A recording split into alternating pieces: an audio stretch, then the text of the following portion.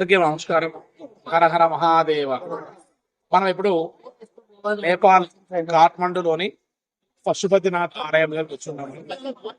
దాని ఆలయం యొక్క విశేషత గురించి మనం తెలుసుకునే ప్రయత్నం చేస్తే, నేపాల్ యాత్రలో ముఖ్యంగా కాఠ్మండూ వచ్చినటువంటి ప్రతి ఒక్కరికి పశుపతినాథ్ అనేటువంటి ఒక పదాన్ని అందరూ వింటూ ఈ పశుపతినాథ్ క్షేత్రాన్ని అందరూ దర్శించుకోవాలని ఒక్కొక్కరు ఆశిస్తూ ఉన్నారు.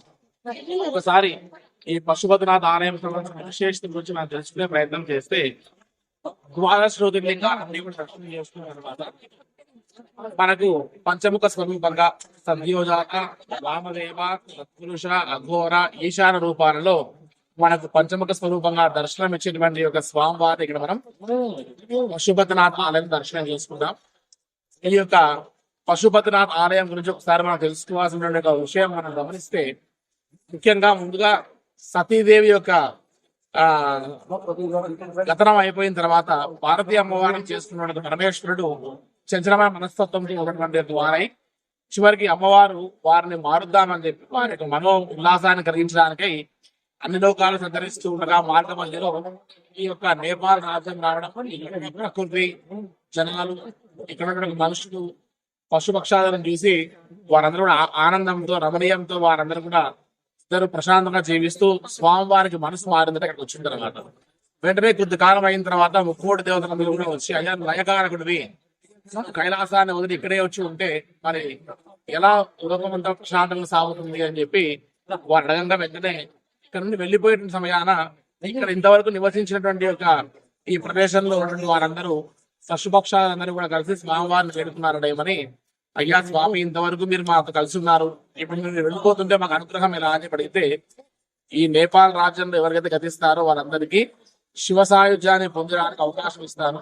వారందరూ గతించిన తర్వాత నామ ఐక్యం చేసుకుంటాను వారిని ఈ పశుపతినాథ్ ఆలయం కనుకనే మనకు సంబంధించినటువంటి ఒక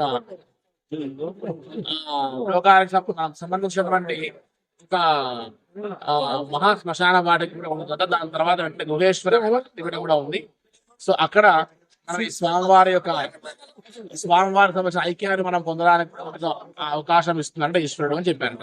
కాబట్టి ఈ రోజు వారు ఎవరైనా సరే ఈ నేపాల్లో గతించిన తర్వాత స్వామివారి యొక్క దేవాలయం వెనుకనే మనకు శివైక్యాన్ని పొందడానికి వీరికి అనుగ్రహాన్ని ఇచ్చారట. కాబట్టి ఇంత విశేషమైనటువంటి యొక్క దేవాలయం ఈ పశుపతినాథుని యొక్క ఆలయం. అదే విధంగా ఈ పశుపతినాథ్ ఆలయాన్ని ఎవరైనా దర్శించిన వారందరికీ కూడా శివ సాయుధ్యాన్ని ఇస్తాను, ద్వాదశ జ్యోతిర్లింగ దర్శనం అయిన తర్వాత ఖచ్చితంగా పంచముఖ స్వరూపంగా నా దర్శనం చేసుకున్న వారికి ద్వాదశ జ్యోతిర్లింగ దర్శన ఫలితం ఇస్తానని కూడా ఈశ్వరుడు చెప్తున్నారట అని మనకు విషయం చెప్తూ ఉన్నారు.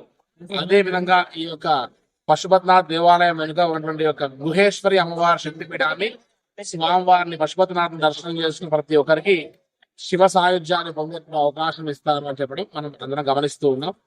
ఖచ్చితంగా ఈ యొక్క నేపాల్ ముక్తినాథ్ యాత్రలో ఒకటి ద్వాదశ జ్యోతిర్లింగ దర్శనం అయిన తర్వాత చేసుకోవాల్సిన యొక్క పశుపతినాథుని, అదేవిధంగా 108 దివ్య దేశాల్లో ఖచ్చితంగా దర్శనం చేసుకోవాల్సిన వైష్ణవ క్షేత్రమైనటువంటి నేపాల్ ముక్తినాథుని ఖచ్చితంగా ధరించవలసినటువంటి ఈ రెండు ప్రధాన ఆలయాలు శివకేశవులు ఇద్దరికి కూడా ప్రీతికరమైనటువంటి ఆలయాలు ఈ యొక్క నేపాల్ రాజ్యంలో మనం చూస్తున్నామని చెప్పడమే ఈ యొక్క పశుపతినాథ్ ఆలయం యొక్క సారాంశం. నమస్తే.